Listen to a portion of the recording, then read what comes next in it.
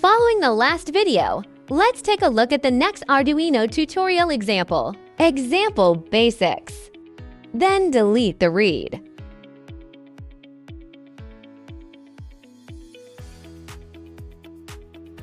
Digital reading and analog reading have similarities. It reads some content.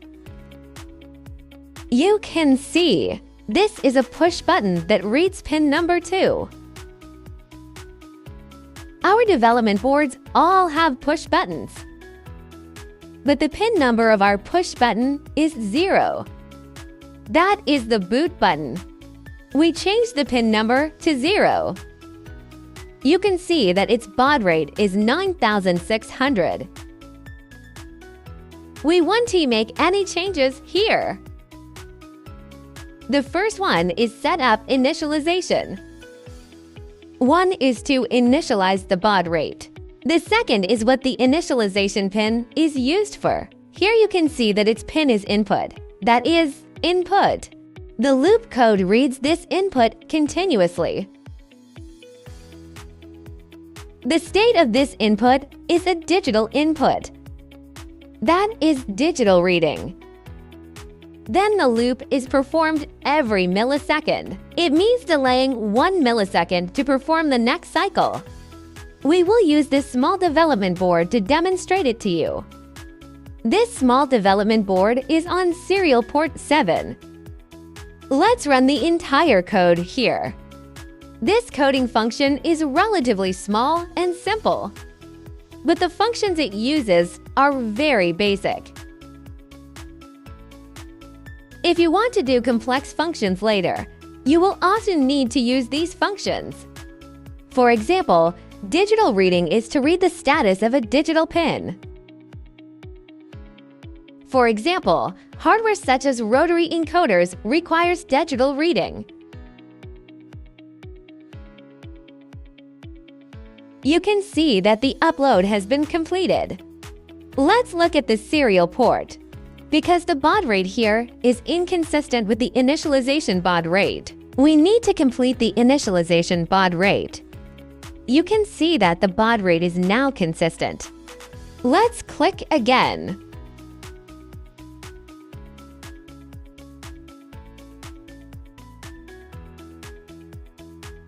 We need to click.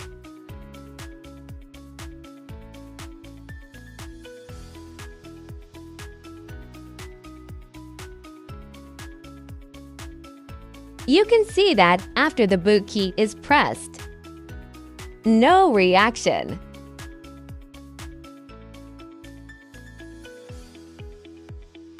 Let's see which parameters need to be modified. This is because the USB-C DC needs to be set directly to vector energy states. Because it is turned off, let's recompile it.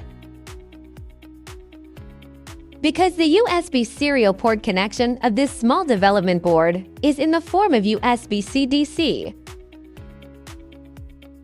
Therefore, it is necessary to ensure that the USB-C DC is in use in order to have a better serial port monitoring function. You can see that compiling again. Key results have shown. Now it's all one. Let's click and see. We're gonna slide to the end. You can see that now they are all low. We've already pressed the boot button. It is constantly reading. This one shows faster. Let's use this monitor to take a look. It will be more intuitive.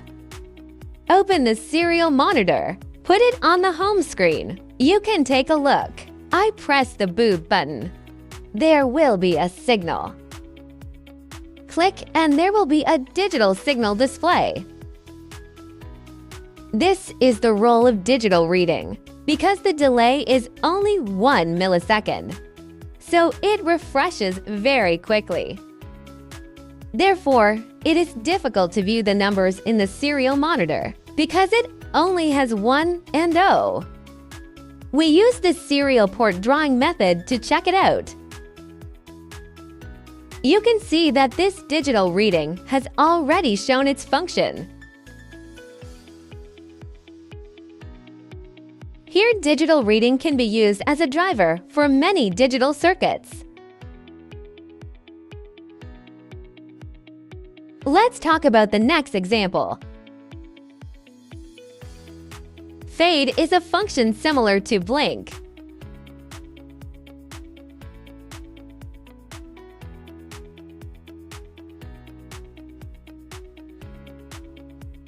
That is a dimming function. The pins here. We also changed the backlight pins of this 4.3-inch screen. Then change it to a parameter of our 4.3-inch screen. Perform a compilation. Okay, let's compile it here. Well, it's compiling. Let's look at the code. The first one is the pin, LED corresponding pin. Different development boards have different corresponding pins. Everyone go and take a look at the pins of your development board. Then there is a brightness setting, a parameter setting of fade. When setting up, or a simple initialization of an output. Then the loop is actually a brightness adjustment. This program has been downloaded. You can see the reaction of the side backlight. As you can see, it is a state similar to a breathing light. A cycle from light to dark and from dark to light. Through this function, you can know the screen backlight adjustment of the entire development board. It is the analog write function that is used to adjust. Very simple. The first parameter is a pin corresponding to the backlight LED. Here our 4.3-inch screen development board corresponds to pin 2. Then there is its brightness. The brightness here is 0 to 255. The resolution of Babbitt is 256. From 0 to 255. The following codes are a change in brightness, a cyclic change between 0 and to 55. Then delay 30 milliseconds to enter the next loop. The fade example is to let everyone learn how to adjust the screen backlight. This is a very practical. Okay, let's look at one last example. Example basics. The last example is related to reading analog. An analog reading.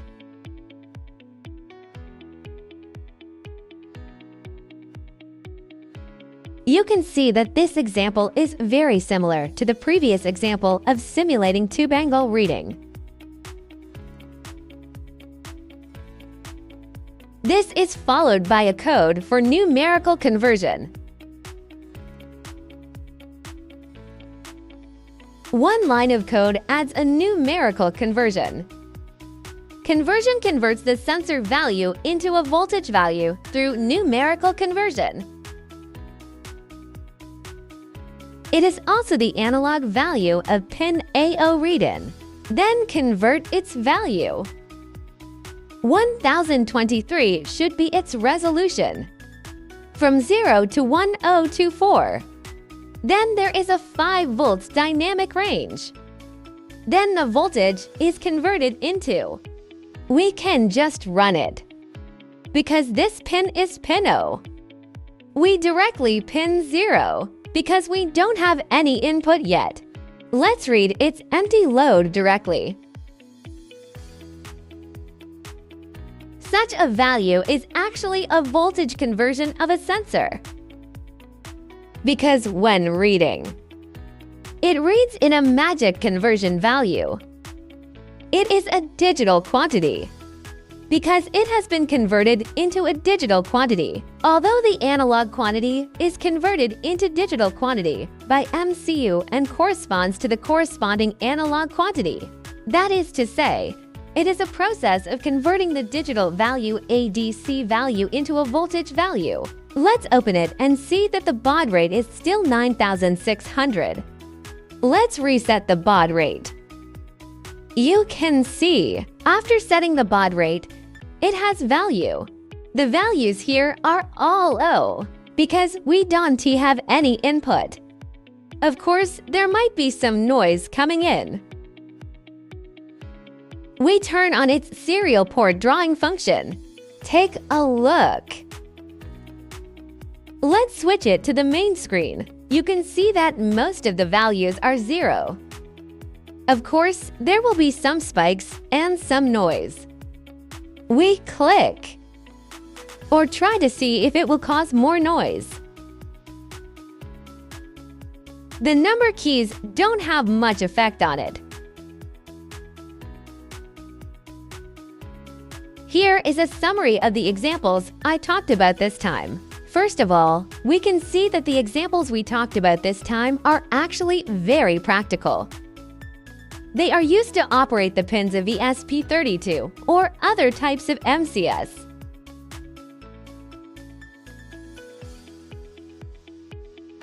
For example, we talked about reading analog quantities. Then a digital quantity is read and a digital quantity is output. These pins can be used as: one is the use of sensors. These functions can be used to read the analog input of the sensor. In addition, these functions can be used to control LED lights, including screen backlight. The functions are very simple, very practical. If you are interested, you can do it yourself. Then you can also combine these functions with your own programs. For example, we can make a complex lvgl interface, then adjust the screen backlight. We will give you further examples later. This video is here. Thank you for watching.